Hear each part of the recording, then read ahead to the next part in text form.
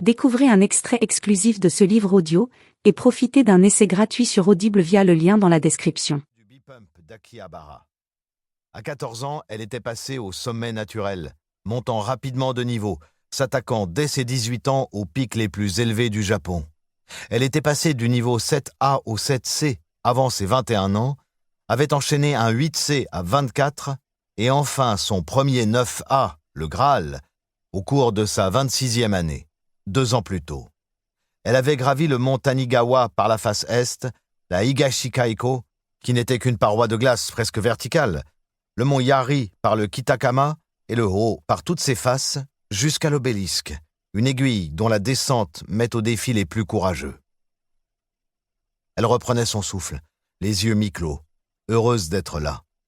Encordée, elle sentait une étrange alchimie la relier aux éléments, à la pierre et même au vent. En dépit de son entraînement, ce moment de repos était le bienvenu.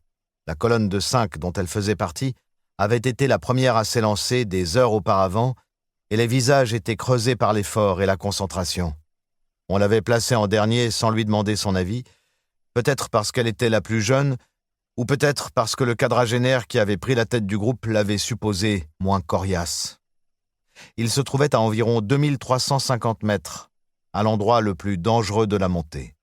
Ici, la paroi était si lisse et la roche si dure qu'il était presque impossible de trouver des failles pour placer ses pitons. Le premier de cordée se penchait pour transmettre un message visuel lorsqu'il y eut un craquement. L'un des points d'ancrage sur lesquels il s'était assuré venait de s'arracher, d'un coup. Il poussa un cri terrifiant en tombant en arrière, passa au-dessus du deuxième de cordée dans un mouvement parabolique, arrachant au passage 2 autres pitons de sécurité. Il s'écrasa sur la roche, les 2 genoux en avant. Il y eut un bruit horrible lorsqu'ils se brisèrent comme du bois sec. Il rebondit contre la paroi 2 autres fois, la tête la première. Ensuite, il resta immobile. La panique gagna la colonne. Tous les alpinistes se tordaient la nuque en essayant d'apercevoir ce qui était arrivé. « Yamashi, tu es blessé ?» cria le deuxième de cordée. Inconscient, le leader était incapable de répondre. Avec horreur, tous voyaient le sang couler de ses genoux. Quant à ses blessures à la tête, elles étaient impossibles à apprécier en raison de son casque. « On fait quoi ?» cria le troisième, paniqué. « On est bloqué !» Il fallut quelques minutes au petit groupe pour se calmer.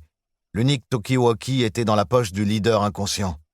Kido attrapa ses jumelles et se pencha pour regarder vers le bas. Les autres grimpeurs se tenaient au camp de base, près de 1000 mètres en dessous. S'ils n'avaient pas assisté en direct à la chute à travers une longue vue, il était peu probable qu'ils comprennent ce qui s'était passé. Le temps qu'ils prennent conscience que là-haut, ils étaient bloqués, et qu'ils appellent des secours, il serait trop tard. La nuit tombait à 19 heures. Peu probable également qu'un hélicoptère puisse leur porter assistance avant. « On va se retrouver ici dans le froid toute la nuit !» cria un des membres de la cordée. « On n'est pas équipés pour ! On va tous crever !»« Personne ne va crever, égoïste, » pensa-t-elle.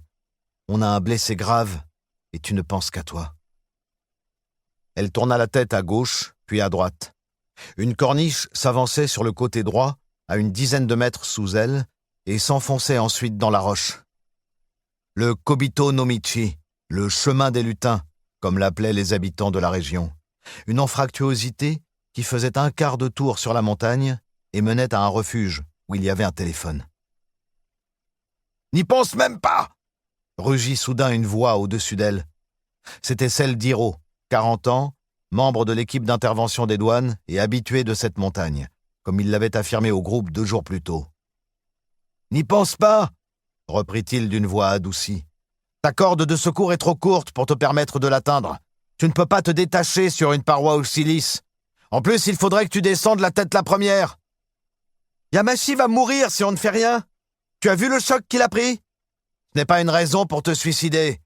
Je peux le faire, me déplacer sur une paroi la tête en bas.